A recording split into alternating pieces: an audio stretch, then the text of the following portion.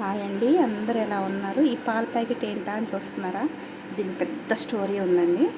Actually నేను పాల packets ఇంటికి అనేది అసలు వేయము, షాప్ దగ్గరికి వచ్చి తీసుకెళ్తారు. పెద్ద ఏజ్ వాళ్ళు ఉన్నారు, సో వాళ్ళకైతే నేనే ఇస్తున్నాను. వేరే వాళ్ళని పెట్టి వాళ్ళకి అమౌంట్ ఇవ్వడం ఎందుకులే అని చెప్పేసి. సో ఇంకా అలా ఒక బ్యాంక్ ఎంప్లాయీ అనమాట. తను ఏంటంటే ఈ ఊరు కాదు మాది, కొంచెం నాకు ఒక్క పాల ప్యాకెట్ వేయరా అని చెప్పి రిక్వెస్ట్ చేసింది. సరే పోనీలే, మన షాప్ దగ్గర నుంచి జస్ట్ 50 మీటర్స్. ఈవిడికి ఒక పాల ప్యాకెట్, అది 29 రూపీస్ పాల ప్యాకెట్ నేను వేసేది. అసలు మనుషుల్ని టార్చర్ ఇలా పెట్టొచ్చా అనేట్టుగా పెట్టిద్ది అనమాట. అమౌంట్ ముందు ఇవ్వదండి, 15 డేస్ అందరు నాకు 1 మంత్ బిఫోర్ ఇస్తారు అమౌంట్. ఈవిడ అలా ఇవ్వదు, 15 డేస్ అమౌంట్ ఇస్తుంది అనమాట. అది 15 డేస్ కంప్లీట్ అయ్యాక ఇస్తుంది అమౌంట్. ఒక్క పాల ప్యాకెట్ మీద డేట్ చూసింది, అమౌంట్ సెండ్ చేసి స్క్రీన్ షాట్స్ పెట్టింది. అది చూసి నేను ఓకే అని చెప్పేదాకా మెసేజ్ చేస్తూనే ఉంటుంది. ఎక్స్ట్రా ప్యాకెట్ కావాలనుకోండి, దాని అమౌంట్ అప్పుడు ఇవ్వదు, మంత్ అంతా కంప్లీట్ అయిన తర్వాత అమౌంట్ ఇస్తుంది.